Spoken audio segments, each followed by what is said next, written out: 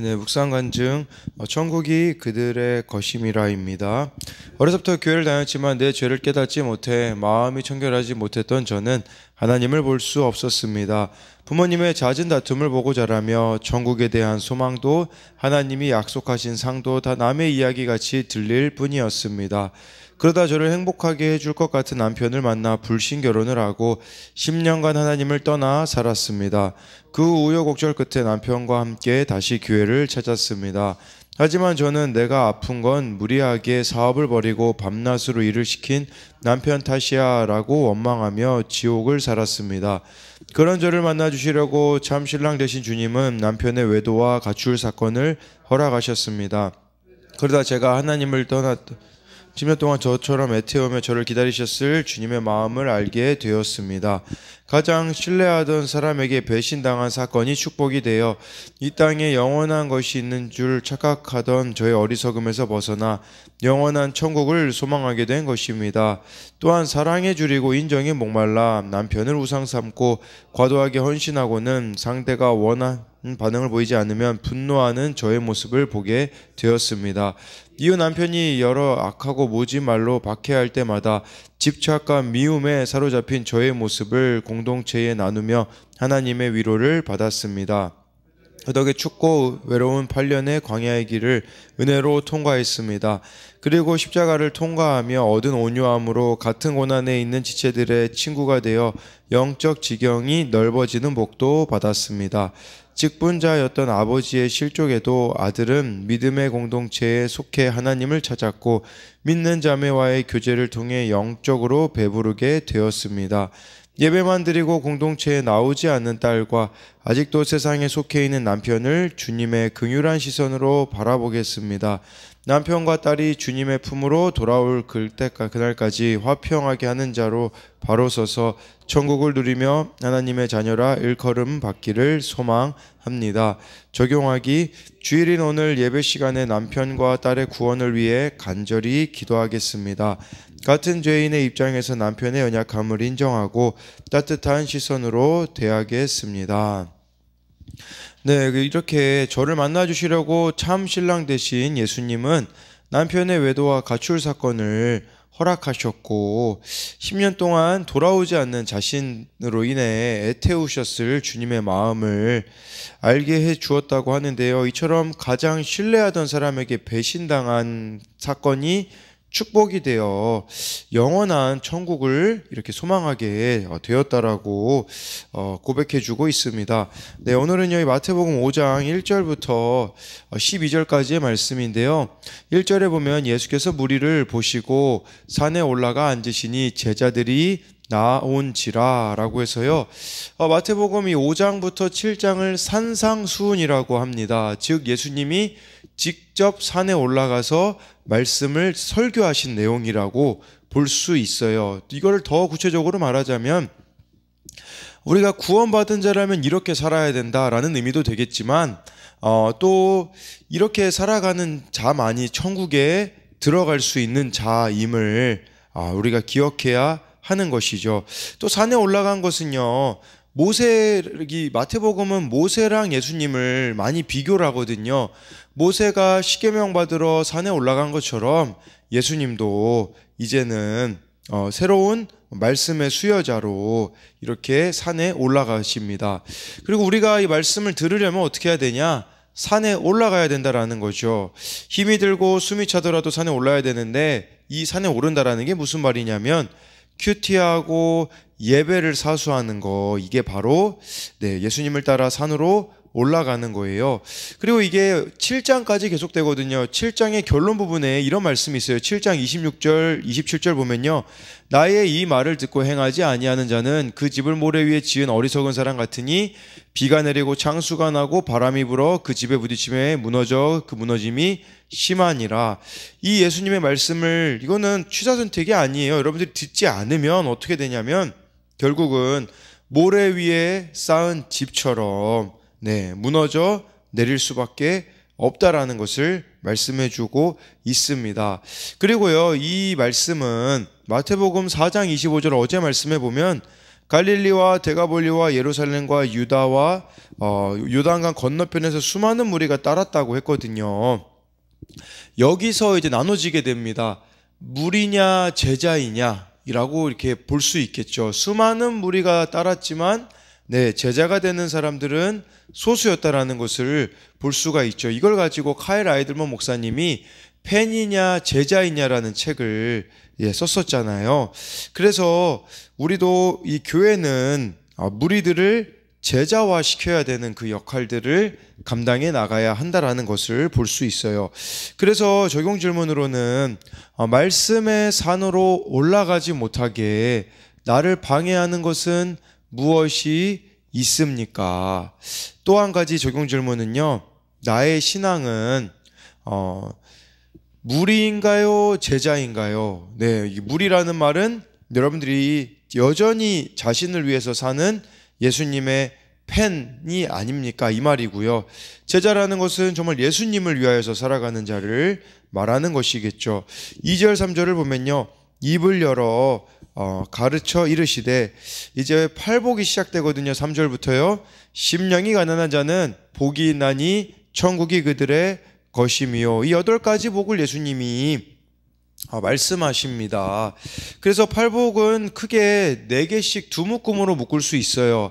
앞에 4개의 복은 하나님과의 수직적인 관계를 말하는 것이고요. 뒤에 4가지 복은 사람들에 대한 수평적 관계와 관련이 있습니다.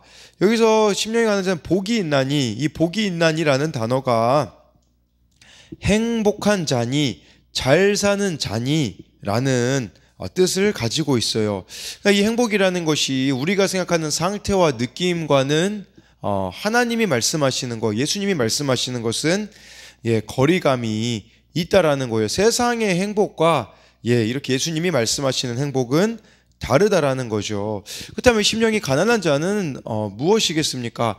마음이 거지 같은 자라는 뜻이거든요. 그러니까 고통을 겪어서 낮아진 모습, 또 이렇게 자신을 낮추는 겸손한 태도를 말하는 거예요. 그러니까 이미 마음이 막 파산한 상태여서 하나님 앞에 겸손하게 하나님의 도움만 의지할 수밖에 없는 사람을 말하는 거예요. 그러니까 삶에 찌들고 시달려가지고 스스로 할 수 있는 게 없어 하나님께만 이렇게 하나님만 의지해야 되는 사람, 기댈 분이 하나님밖에 없는 사람이 바로 가난한 자입니다. 근데요, 누가복음에서는, 이 마태복음은 심령이 가난한 자라고 했는데 누가복음에서는 실제로 가난한 자라고 했거든요. 심령이라는 말이 빠져 있거든요. 이건 또 그렇게도 생각해 볼 수 있겠죠. 우리들에게 있는 그 육적인 가난이 영적인 가난으로 이어질 때 천국을 사모하게 된다라는 것이에요. 그런 말이 있잖아요. 육이 무너져야 영이 세워진다라는 것처럼 정말 우리가 이렇게 육적인 가난이 영적인 부요함을 만들 수 있다라는 거예요. 팔복의 시작인 이 3절은 천국이 그들의 것이며라고 말씀해주고 있거든요.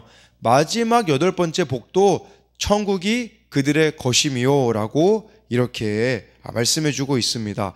그래서 이 3절에 대한 적용 질문은 하나님이 내게 허락하신 가난은 무엇인가요? 환경의 가난, 애정의 가난, 건강의 가난이 영적인 가난으로 이어져서 예수님을 만나고 있습니까? 4절 말씀으로 넘어가면요. 애통하는 자는 복이 있나니 그들이 위로를 받을 것이미요 라고 해서요. 이 애통하는 자는 예수님이 이사야 61장 1, 2절을 이루신 분인데 2절에 이사야 61장 2절에 이런 말씀이 있어요. 여호와의 은혜의 해와 우리 하나님의 보복의 날을 선포하여 모든 슬픈 자를 위로하되, 여기서 이 슬픈 자 위로한다라는 단어가 나오거든요. 그러니까 이 두 번째 복인 애통하는 자는 슬픈 자들이에요. 그러니까 이 이사야 말씀을 이렇게 가지고 왔다고 본다면 이사야 61장 2절에서는 애통하는 자는 그 포로 생활의 고통에서 귀환한 사람들이거든요. 그러니까 이렇게 그 포로로 잡혀갔다가 다시 예루살렘으로 돌아왔으니 하나님의 위로를 기다리며 이렇게 울었던 자들은 하나님이 위로해 주신다라는 거예요. 우리에게 애통할 수밖에 없는 일들이 생기잖아요. 내가 아무리 열심히 살아도 노력을 해도 애통할 수밖에 없는 일이 생기죠. 뭐 권력 앞에 무력해지거나 소중한 사람이나 무엇을 잃었을 때, 특히 우리의 진정한 애통함은 죄에 대한 애통함이 있어야 됩니다. 내 죄를 깨달았을 때, 그때 정말 내가 죄인이라는 깨닫고 하나님 앞에 엉엉 우는 자를 하나님은 위로해 주신다라는 것이죠. 그리고요, 또 우리가 애통해야 되는 것은 바로 나의 이기심이에요. 내 고통만 보이고 남의 고통을 돌아보지 못하는 것에 대하여서 하나님을 사랑한다라고 하면서 이렇게 편하고만 싶은 나의 이기심 때문에 또한 애통해야 한다라는 것입니다. 그래서요, 이것에 대한 적용 질문으로는 무엇으로 인해 애통해야 하고 있나요? 절박한 어려움과 고통 속에서 하나님이 필요 없다고 하고 있지는 않나요? 이렇게 적용 질문을 할 수 있겠죠. 5절 말씀 보면요, 온유한 자는 복이 있나니 그들이 땅을 기업으로 받을 것이며, 이 온유라는 걸 문자적으로 해석하면요, 짐승을 길들일 때 쓰는 말이거든요. 그러니까 길들여져 주인 뜻대로 사는 걸 말하는 거예요. 그러니까 이렇게 훈련받은 말이라고 볼 수 있겠죠. 그러니까 하나님께 길들여져서 이제 하나님의 뜻대로 살아가는 사람인 것이죠. 근데요, 이 온유한 자가 시편 37편 11절에 보면 나오거든요. 그러나 온유한 자들은 땅을 차지하며 풍성한 화평으로 즐거워하리로다. 온유한 자는요, 땅을 차지한대요. 그 다음에 풍성한 화평으로 즐거워하게 된다라는 거거든요.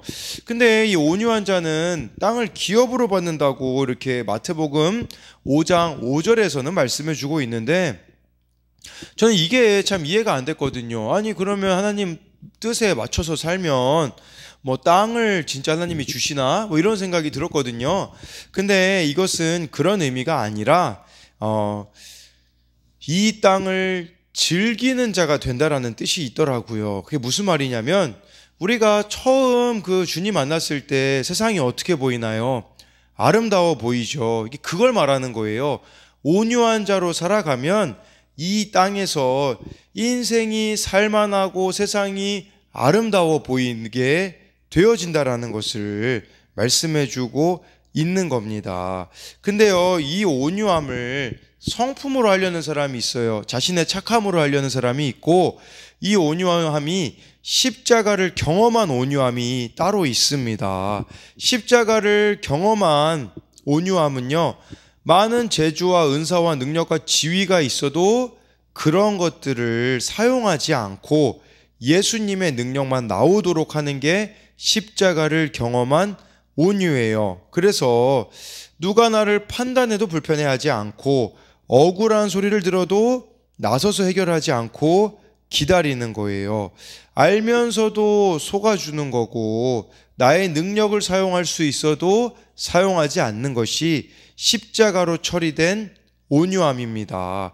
그래서 이 5절에 대한 적용 질문으로는, 나에게 있어 세상은 하나님으로 인해 아름답고 인생은 살만한가요? 또 한 가지는 성품이 아닌 십자가로 처리된 온유함을 가지고 있습니까? 6절에 의에 줄이고 목마른 자는 복이 있나니 그들이 배부를 것이미요 라고 이렇게 말씀해 주고 있습니다. 의라는 것은 하나님의 뜻이 내게 이루어지는 거거든요. 그러니까 하나님의 뜻이 내 삶에 이루어지는 것에 목말라 하는 자는 복이 있다고 말씀해, 그들이 배부름을 얻을 것이요 만족하게 되어진다라는 거예요. 그러니까 하나님이 아니라 우리가 다른 것에 목마르면 어떻게 될까요? 공허해집니다. 사람에게 목마르잖아요. 그 부담으로 그 사람은 도망가게 되어 있어요. 그러니까 이렇게 다른 것으로 내 목마름을 채우려고 하면 더 비참한 목마름이 우리들의 인생에 생길 수밖에 없다라는 것이죠. 그러나 하나님의 뜻에 목마를 때 이렇게 진정한 만족이 우리들의 삶에 나타날 수 있다라는 것이죠. 그래서 6절에 대한 적용 질문은 내가 끊임없이 줄이고 목말라 하는 것은 무엇인가요? 좋은 환경인가요? 사람의 관심과 인정받는 것인가요? 7절 가면요. 긍휼히 여기는 자는 복이 있나니 그들이 긍휼히 여김을 받을 것임이요 라고 말씀해 주고 있습니다.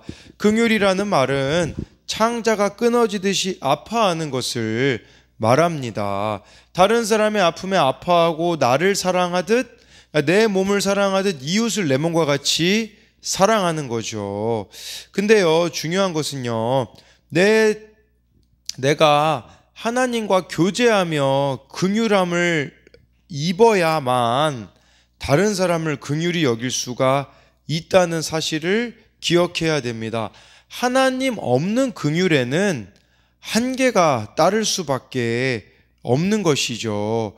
그러니까 우리가 이걸 또 생각해야 되는 게 있는데, 그건 뭐냐면 우리들의 인생에 저 사람만 없으면 나한테 복일 텐데 라고 여겨질 수 있거든요. 그러나 그 사람이 있어서 내게 복이라는 사실이에요. 왜냐하면 하나님의 긍휼함으로 나에게는 어떻게 보면 나를 힘들게 하는 원수같이 여겨지는 자를 긍휼히 여겨야 하기 때문인 것이죠. 그래서 7절에 대한 적용 질문은 인연을 끊고 싶은 사람이 있나요? 그 사람이 내 인생에 있어서 하나님의 긍휼함을 구할 수 있기에 복이라고 말할 수 있나요? 8절에 마음이 청결한 자는 복이 있나니 그들이 하나님을 볼 것임이요 라고 말씀해 주고 있습니다. 베드로전서 1장 22절에 이런 말씀이 있어요. 앞부분만 언급하면요, 너희가 진리를 순종함으로 너희 영혼을 깨끗하게 하여. 우리의 영혼이 깨끗해지는 것, 마음이 청결해지는 것은요, 진리의 순종함에 있다라고 말씀해 주고 있어요. 얼마나 진리를 많이 알고 있느냐가 아니라 얼마나 이 진리인 말씀에 내가 순종하느냐, 그 순종함이 우리들의 마음을, 우리들의 영혼을 깨끗하게 하여 하나님을 보게 한다라는 것이죠. 하나님을 볼 것이요가 그런 의미가 아니겠어요? 하나님과 친밀함을 말하는 것이라고 볼 수가 있는 겁니다. 그렇기 때문에 이렇게 또 우리의 마음이 청결해질 수 있는 방법은 자기 죄를 고백하며 흘리는 눈물이 우리의 마음을 청결하게 한다라는 사실이에요. 그래서 적용 질문은 날마다 무엇을 듣고 보고 있나요? 그것들이 나의 마음을 청결하게 하나요? 더럽히게 만드나요? 마음이 청결해지고자 내가 오늘 고백해야 할 죄는 무엇인가요? 9절에 화평하게 하는 자는 복이 있나니 그들이 하나님의 아들이라 일컬음을 받을 것임이요 라고 말씀해 주고 있는데요. 네, 이 화평이라는 것은 바로 하나님이야말로 화평케 하시는 분이었죠. 그리고 예수님이 하나님과 인간 사이를 화평하게 하려고 십자가에서 못 박혀 죽으셨던 것이죠. 그래서 화평하게 하는 자는 하나님의 아들이라 일컬음을 받는데요. 이 하나님의 아들이 예수님인데 우리가 예수님처럼 살아가야 한다라는 것을 말씀해 주고 있는 것이에요. 근데요, 이 화평을 잘못 생각하는 경우가 있어요. 무조건 상대에게 잘해주고 그게 화평이라고 생각하는데, 예수님은 마태복음 10장 34절부터 36절에 이런 말씀을 하셨어요. 내가 세상에 화평을 주러 온 줄로 생각하지 말라. 화평이 아니요 검을 주러 왔노라. 내가 온 것은 사람이 그 아버지와 딸이 시어머니와 며느리가 시어머니와 딸이 어머니와 며느리가 시어머니와 불화하게 하려 함이니 사람의 원수가 자기 집안의 식구리라 라고 말씀하셨거든요. 그러니까 이 화평이라는 것은 그냥 무조건 상대방 따르고 비위 맞추는 게 아니라 복음으로 인하여서 예수님을 믿는 것으로 인하여 이 화평을 이루기 위해서는 갈등에 직면할 수 있다라는 거예요. 순간은 불화처럼 보일 수 있죠.